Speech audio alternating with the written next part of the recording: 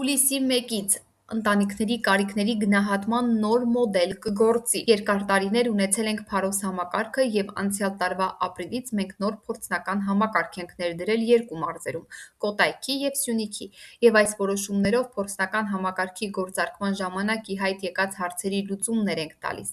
Այս մասին կառավարության նիստում հայտարարել է նախարար Արսեն Թորոսյանը՝ ներկայացնելով նոր համակարգը։ Նոր համակարգը գործելու է Հայաստանում հուլիսի 1-ից, այսինքն հուլիսի 1-ից բոլոր մարզերում և Երևանում ընտանիքների դիմումները ստանալիս մենք գնահատումն իրականացնելու ենք այն նոր մոդելով, որը մինչ այս գործում էր միայն Կոտայքի և Սյունիքի մարզում։ Մեկ տարի և մի քանի ամիսների արդյունքում ի հայտ են եկել խնդիրներ, որոնք ի սկզբանե կանխատեսված չեն եղել։ Որոշակի տեխնիկական հարցեր էին ի հայտ եկել, մենք դրանք լուծել ենք, բայց ընդհանուր առմամբ այս նոր համակարգն ավելի շատ միտված է մարդկանց ոչ թե համակարգում պահելուն, այլ դուրս բերելուն՝ աշխատանքի, կրթության և այլ գործիքների միջոցով։ Կարծում ենք այն բերելու է մեր բազմաթիվ հազարավոր քաղաքացիների կենսամակարդակի բարձրացման, ասել է նախարարը։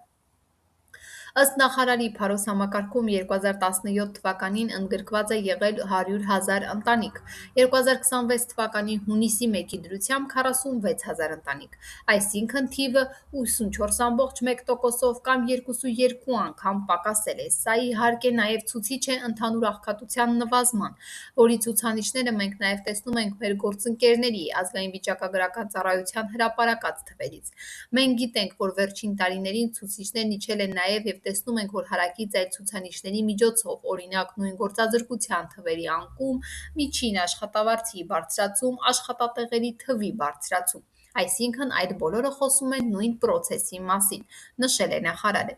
Նախարարը նկատել է, որ Փարոս համակարգում նպաստի չափը 29,000 դրամ էր և լուրջ աջակցություն չէր ընտանիքներին ի հակամարտություն այն համակարգի, որտեղ աջակցության չափը որոշվում է կարիքի հիման վրա։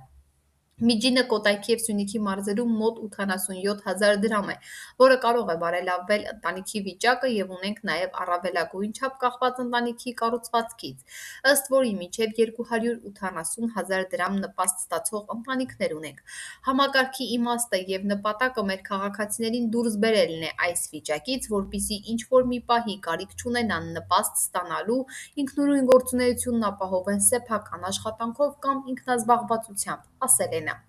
Վարչապետ Նիկոլ Փաշինյանն էլ արձագանքել է. «Անապահովության գնահատման նոր համակարգը շրջադարձային նշանակություն ունի։ Շատ ուրախ եմ, որ մենք ոչ միայն քաղաքական նպատառումով չենք դանդաղեցրել և չենք կանգնեցրել գործընթացը, որովհետև այդ բարեփոխումն ունի շատ կարևոր գաղափարախոսական և հայեցակարգային նշանակություն,